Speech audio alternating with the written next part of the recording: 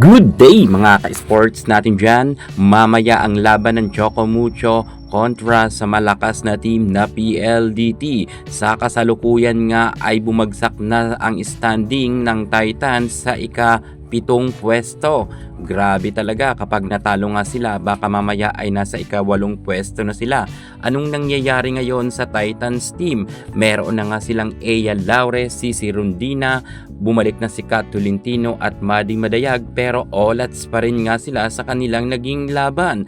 Anong nangyari at bakit mukhang hirap na hirap ngayon ang nasabi nating Choco Mucho? Noon nga si Cici Rondina lang ang nandito pero kayang-kaya niyang dalin ang kanilang team, pero ngayon kitang-kita natin na hirap na nga sila. Ang PLDT ay isa sa mga pinakamalakas nga na team sa kasalukuyan at kumpleto rin ang team ng PLDT. Maliban nga dito sa Choco Mucho na talagang pinalakas rin nila ang kanilang puwersa, pero eto na nga ang nangyayari. Dahil kahit meron na nga silang Ea Laure, ganun pa rin, olats talaga sila. Ang PLDT ay talagang mabangis na team at dito ay dihado nga ang team ng Choco Mucho mamaya. Sana talaga ganahan nga ang nasabi nating mga players ng Choco Mucho para malusutan nila ang PLDT. Well, pag-uusapan na muna natin kung bakit sunod-sunod na ang pagkatalo ngayon ng Choco Mucho, dahil makailan games na nga ay madalas ngang talunan sila. Kahit hanggang 5th set ay talagang naliligwak sila. Sino ba ang nagkulang dito? Kahit malakas sila ay nawawalan sila ng kumpiyansa. Alamin ang buong detalye, pero bago lahat, subscribe ka muna, click ang ating notification bell para lagi kang updated sa lahat ng issues sa volleyball. Susunod na.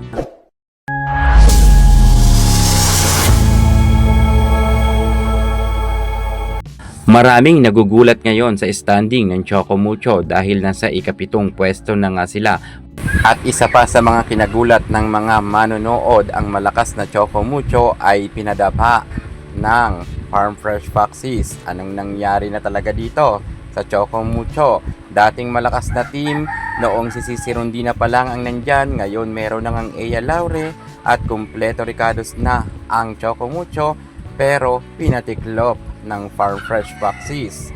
Sigurado talaga na marami na naman mga bashers na nagsasabi na laos na ang CCS at ang Choco Mucho, matapos kasi na matalo rin ang Kremlin Cold Smashers ng Akari Chargers. At eto naman, ang Farm Fresh naman, tinalo naman ang Choco Mucho sa loob nga ng 5th set. Medyo okay naman sana yung labanan sapagkat inilaban naman to ng team nila si Cici Rondina, at kitang-kita naman natin na pumuntos naman si Cici Rondina ng 22 big points, at ang ibang mga players nga dito ay talagang lumaban rin, kagaya ni Kat Tolentino at ni Ea Laure. Pero ang ibang mga players dito ay medyo off nga at hindi nga sila pinaporma ng kupunan nila Ces Molina, na kung saan ay nakipagpukpukan talaga silang gusto pagdating sa 5th set, at tila ba natambakan nga dito ng scores ang Choco Mucho, kung kaya napatiklop nga sila ng Farm Fresh. Ngayon, sasabihin nyo kung sino ba talaga ang mga nagkulang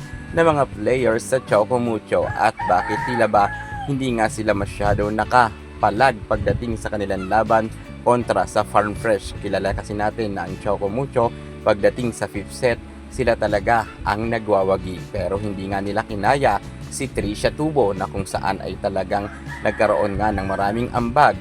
Pero maganda naman ang ipinamalas ng ating Kat Tolentino sapagkat nagkaroon na rin siya ng 22 big points. So ibig sabihin, meron na talagang katulong si Cici Rondina at si Ea Laure, dahil si Kat Tolentino nga ay isa sa mga top scorer ng laban nila kontra sa Farm Fresh.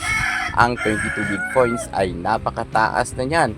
Same nga sila ni Cici Rondina na meron 22 big points. Pero ang pinagkaiba lang nito, ang ibang mga players kasi ng kasama nila Kat Tolentino ay hindi nga masyado nag-shine. Kumbaga, sana kung may nakasabay kay Kat Tolentino, Ea Laure at kay Cici Rondina, may chance talaga silang manalo pagdating sa 5th set. Kaso nga lang, naolats talaga sila nung laban nila ng Farm Fresh. Dahil kitang-kita naman natin na tinrabaho naman to nila si Cici Rondina, Kat Tolentino at Ea Laure. Gayunpaman, kahit sabihin natin na nagkaroon nga ang tatlong players dito ng double digits, ay hindi pa rin nga sumapat ito para mapatiklop nila ang Farm Fresh Foxes. Paano naman kasi ang ibang mga players dito ay hindi nga masyado nagkaroon ng maraming scores. Gaya nga ni Maddie Madayag na nagkaroon lamang ng 3 points, Desiree Cheng 6 points, Loreline Picanya 7 points, at si Dina Wong 2 points kasama ni Caitlin Piray. Same nga sila, may 2 points. So sayang talaga dahil natalo nga sila ng Farm Fresh. At pag natalo pa sila mamaya ng PLDT, babagsak nga sila sa ikawalong pwesto. Sana ay malusutan nila ang PLDT. Yan muna ang pinaka-latest natin sa mundo ng volleyball. Thank you so much. God bless.